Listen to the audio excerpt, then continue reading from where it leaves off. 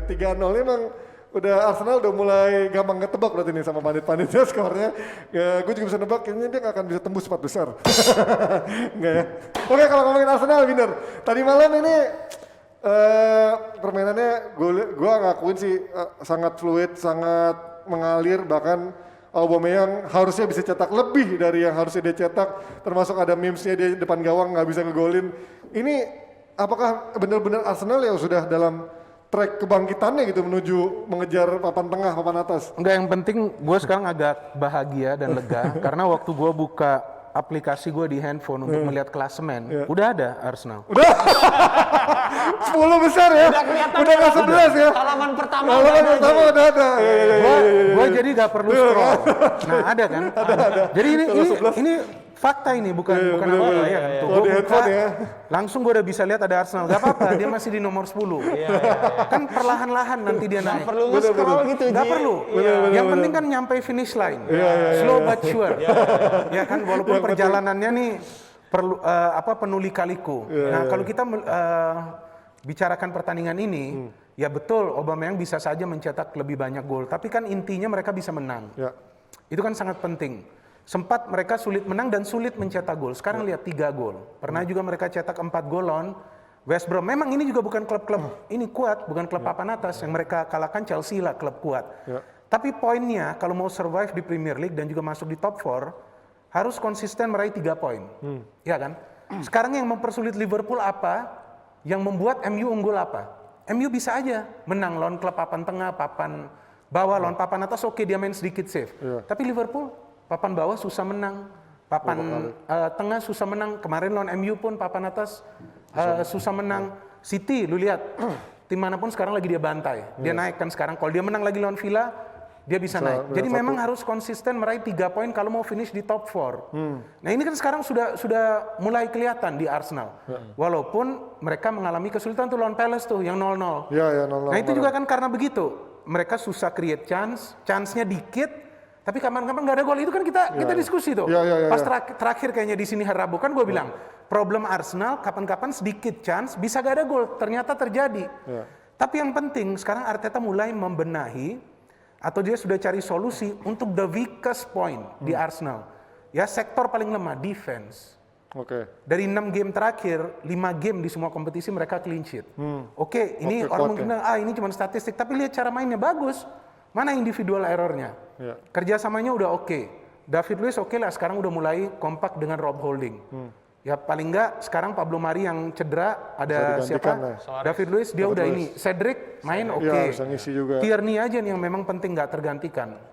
Nah ini kalau ngomongin satu nama, ini kan Smith Rowe namanya lagi lumayan melonjak banget dari beberapa pertandingan terakhir.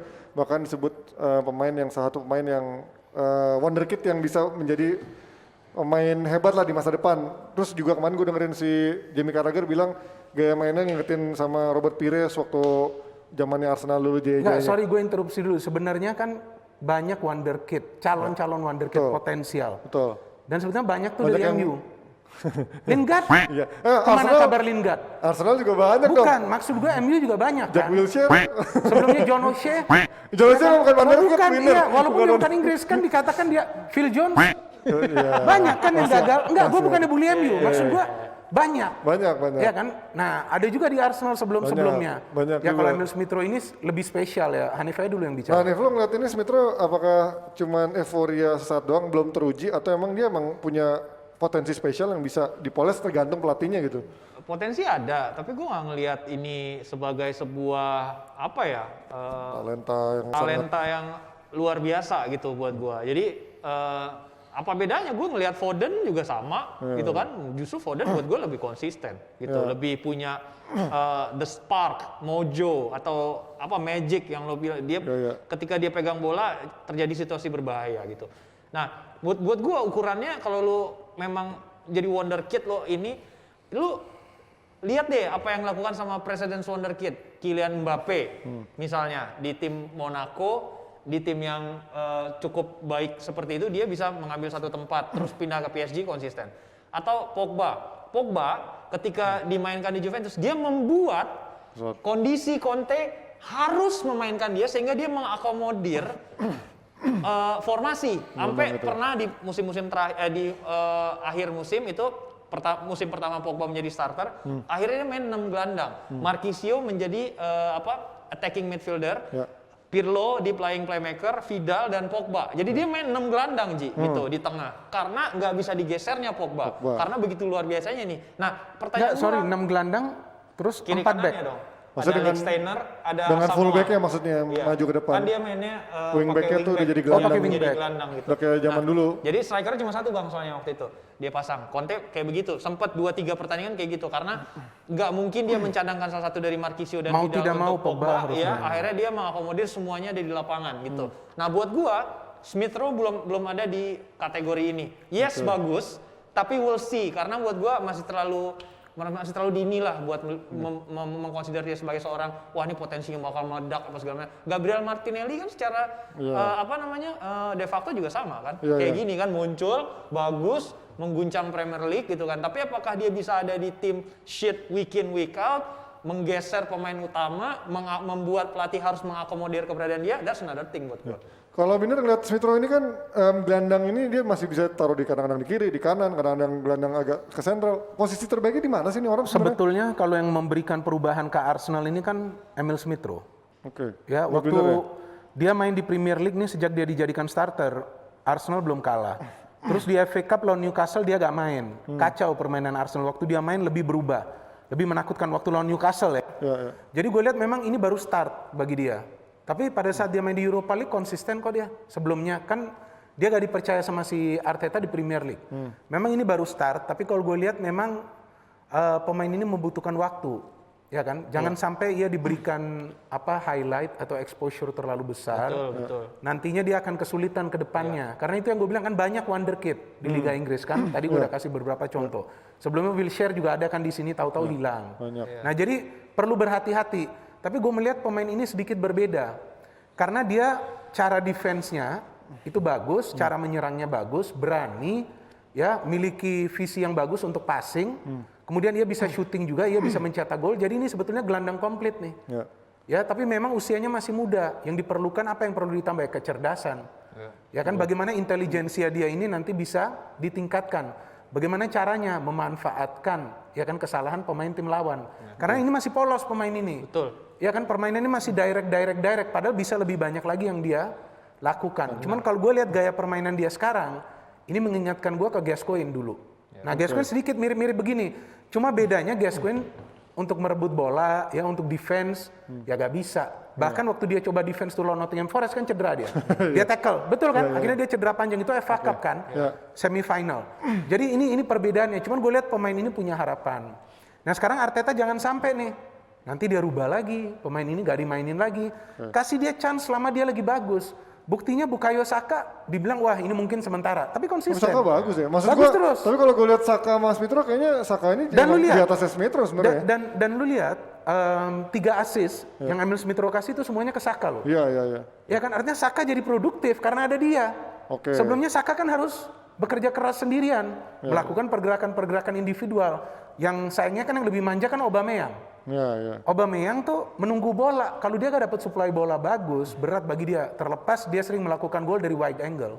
Gimana nih, Flo ngeliat sekarang akademinya, apakah Arsenal mulai kembali ke zaman dulu dengan peremajaan dari akademinya atau dari pemain mudanya yang udah mulai bisa diorbitkan lagi? Kalau kemarin kan dia akhirnya mulai belanja terus, belanja pemain mahal. Belanjanya juga pemain siapa, Pak? Ya kan sekarang kan udah mulai ada Saka, udah ada Smith Rowe gitu. Martinelli. Jadi menurut gua sebenarnya akademi Arsenal tuh nggak jelek kok gitu. Kalaupun di pemain-pemain level menengahnya kayak Maitland-Niles, terus Joe Willock gitu kan, atau kacau. Nggak jelas sih Joe Willock. Reece Nelson gitu kan. Nanggung di level gitu. gitu tuh lu kalaupun lo jual mereka itu harganya 20 juta. Masih laku. Karena di Inggris. Iya, nggak karena maksud main gua. Inggris. Sebenarnya hasil produk Value. itu nggak Masih ada jelek value. gitu loh. Sebenarnya lu bisa nambal tim lu secara team player dan lain sebagainya. Nah cuman permasalahannya graduate dari sana ada yang lebih dari itu nggak gitu. Nah kalau di kategori itu kan kalau kita harus fair, Bukayo Saka ada di kategori itu karena kok confirm dia udah dipanggil timnas Inggris. Ya. Dia main selalu ada di Reguler. starting line up setiap Ya, minggu gitu betul. kan. Martinelli punya spark itu, cuman karena masalah Covid, karena masalah cedera, dia belum bisa bermain secara konsisten dan membuktikan itu. Awalnya bagus dia. Awalnya musim bagus, lalu gitu. bagus. Sekarang kan kena lagi. Iya. Ada ACL kemarin, ada apalah Cedera, macam-macam. Sehingga itu menunda perkembangannya dia gitu. Nah kita lihat ini si Smith Rowe ini menurut gua. Tapi kan kalau dari sisi graduate hasil ada gitu Ji, maksud gue sama seperti lu menghasilkan United menghasilkan Mason Greenwood, menghasilkan Brandon Marcus Williams. Rashford, City menghasilkan Phil Foden, Jadon Sancho gitu kan. Memang lagi bagus akademinya Inggris. Termasuk- Cuman permasalahannya gini Ji, yang gue takutkan di Smith Rowe ini adalah Mikel Arteta tidak bisa memanage match manajemennya dengan baik. Dalam artian ketika mungkin ini anak masih belasan, masih teenager, seperti yang terjadi di Mason Greenwood, besar kepala, media mulai menulis, pandit memuji-muji gitu kan, besar Lu kepala. juga kan ikutan itu memuji. Iya, Oh, lu tadi Greenwood memuji, gue muji. iya. Terus habis kasus drop Belum. tuh dia. Iya, Iya, abis drop itu banget. jadi besar kepala. Tapi Phil salah. Foden nggak drop abis kasus. Phil Foden Nah itu enggak. kenapa tuh bisa begitu? Phil Foden karena Apa timnya yang beda? enggak juga, dia udah punya bini kan. Udah punya anak. Lebih rusuh lagi lebih punya rusuh anak. itu lebih gelagat. Tapi maksudnya masih banyak pemain senior yang ngingetin lah gitu. Lo nggak usah ngadi-ngadi. Artinya lah. City lebih banyak pemain yang wise dong lebih banyak daripada MU. Lebih banyak. Beda, mungkin Iya dong. mungkin Lebih juga banyak. pelatihnya lebih ngasih keleluasaan dibandingin Ole kan kayak dulu Ancelotti pun ngebiarin tuh kayak Ronaldinho dugem segala macam untuk party. Iya, Beda sama sampai pelatih-pelatih itu. kayak Fabio Capello yang memang strict banget tuh, nggak boleh begitu kalau Nah itu emang maksudnya, ini nanti apakah Mikel Arteta bisa memanage dia Ya. dengan benar ketika mulai dia elu-elukan di media, pandit-pandit bilang oke, dia main week in week out, mulai ada rumor, wah kayaknya bakal dipanggil timnas Inggris, berubah Wah tuh. itu. Itu berubah itu fokusnya. bakal Tapi jadi gue gemes ingin kepala. tanya, kenapa gak rame tagar Arteta out? Kan lagi menang Lu terus. tahu ada dua hal yang mirip antara MU dan Arsenal. Oleh. MU belajar dari Arsenal. Ketika MU kalah, benar kan? Benar, Dia benar. tahu nih berat Bagus. nih. Ya kan? Jadi gue harus coba lawan tim-tim seperti apa kalau defense. Terus supporter dari Arsenal belajar dari supporter MU. MU punya supporter kan Ole out. Ikut-ikutan supporter Arsenal. Arteta out. Ternyata bagus kan formnya. Memang harus digituin dulu berarti Berubah, ya. memang harus digituin dulu. Pelatih-pelatih muda ini mental harus digejlek dulu biar dia termotivasi. Asal jangan sok keren juga Arteta, tahu abisnya hancur. Karena 2 game lagi lawan MU loh. Tapi Bang, zaman Arteta, maksudnya Di Arsenal City. lagi mengalami Drop, rentetan hasil negatif, Abang tuh tim Arteta out atau pengacara Arteta? Enggak, saya selalu bilang stay. Gue juga begini, stay forever. Karena bukan forever. Karena menurut gua lu ngejek terus ya. Loh, bukan. Gue Emang bilang parah, Bang. Arteta ini Arsenal pelatih dulu, Bang. muda harus kasih Ini dari kesempatan. sejak gua kembali lu ngejek terus. Wah, Astagfirullah. pas Abang nggak ada lebih parah. Gue Bang. mau uji tuh Arteta stay forever itu harus bagus. Bukan, forever kan susah. Ya maksudnya selama masa kepelatihannya dia. Kalau dia gak bawa ini ke Eropa bisa out juga dia. Kita kan nggak pernah tahu. Iya, iya, iya. Kita Nah, lihat cuma maksud Chelsea. gua, ini kan materi pemain ini bukan materi pemain bintang. Siapa pelatih yang bisa masuk terus langsung berubah? Justru karena itu dia udah bagus sekarang Minder, makanya harus dikasih kesempatan, kasih belanja. Of course, itu yang gue Forever. bilang. Nah, belanja ini Januari, nggak tahu nih siapa nih dia akan beli, kan Ozil udah out. Ya, Nah, artinya dia nggak perlu bayar gaji Ozil lagi kan. betul, ringan tuh. dikit. Seharusnya bisa membeli pemain. Menurut gue dari pemain-pemain baru yang dia beli, Partey bagus. Bu, Ya, bagus ya, Bang. Partey bagus. Lawan Newcastle bagus banget. Bagus mainnya. banget dia mainnya. Kok mau ya Partey ya? Ya, Maksud gue, lu Kan ngomong Partey. deactivate. Lu tahu? Oh, iya ini sih. gua nggak tahu nih ya. Gua baca beberapa kali di media. Willian ditanya, kenapa Anda gabung Arsenal? Dia bilang karena Arsenal bisa menang. Dia ingin menang Champions League bersama Arsenal. Coba ada gak? Coba potongan berita itu. Gua luar lihat itu biasa. di internet. Luar biasa Gua baca. mimpinya William. Nah, gue gak ngerti. Bukan. Tunggu dulu. Gue gak Keplak ngerti. juga rambut lu jambak, wey.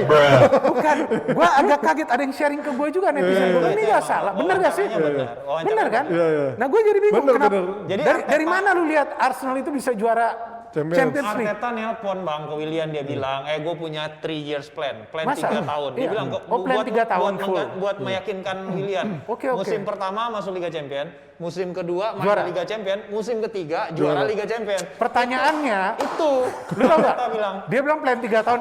William cuma main 3 game awal bagus. Mau tunggu 3 tahun berapa ratus game? Iya, iya. Tapi kalau Partey kan terlepas dari deactivate-nya, ya kan dia harusnya bisa nolak kan event itu kalau deactivate pun. Bos, nggak bisa Masalah nolak duit ya? satu, gaji lo Bisnis. segitu. Yang kedua, lu Arsenal menawarkan opportunity untuk tinggal di jantung kota London. Oh, beda ya. Beda lah, lu tinggal Manchester sama di London. Gue udah pernah dua-duanya bang. Dan dia punya karakter lah untuk bermain di Premier League, physical. Iya, Bagus, bagus. ya. Kuat banget. Ini siapa? Kenapa lagi ini foto ditunjukin? Jago loh. Ini Dia. mau ngeliatin si John Joe Selfie kali. Oh, itu. John Joe sebelahnya- Shelby. Shelby ex Liverpool. Sebelahnya Voldemort itu. Itu bukan gua, Gabrewok kan? Bukan, itu Om Niko. Benar, mirip. Oke, Kalau menurut Bung Minder, tapi Niko masih lama nggak di sini? Wah, itu bukan urusan gua dong. mau ada host baru ya soalnya. Parah banget dia Tapi standar. nanti ada Aldi. Oh iya, ada Aldi Gua juga. suka Niko cuman waktu dia sana PSBB, gini-gini aja kan. Teriak-teriak, Joget-joget sama nyanyi. ketawa-ketawa lompat. Seneng dia kalau itu nggak ada beban, nggak ada yang bilang Niko out soalnya. Gue lihat itu lah nambah seru. Iya, Gak jelas kan? Jadi nambah seru lagi kita lihat. Aduh, oke. Bang, kalau Niko yang host hari ini kita jadi co-host nih bang. Kita nanya diri kita sendiri. Lu tahu? Jadi gimana nih? Enggak, Gitu. lu tahu gak? Gue memang udah lihat Panji, gue mana tahu. Iya kan Panji akan datang hari ini. Gue udah siapin minyak ikan. Buat apa? Biar turunin. Biar gak panas. Gue udah di jalan tadi di mobil gue udah mempersiapkan pertanyaan. Gue harus nanya Bang Binder nih. Gue bilang gitu. Kan Niko yang siaran. ya enggak, Niko juga jangan ini tersinggung. Nggak Gue beberapa tersinggung. kali siaran sama Niko, gue juga. Dia Ada pikiran dia apa? dari zaman dulu di TV dimaki-maki nggak pernah Cuma- tersinggung, bener ketawa aja dia. Gue baru tahu, bukan hanya gue yang sering cepat lupa, dia juga begitu. Iya, iya, dia dapat lupa nggak bakal Dia tersinggung. nanya gue, terus apa? Apa? Iya itu Oke, benar-benar. ini bukannya oleh, bukannya begitu. Arteta malah Niko out ya di sini. Oke.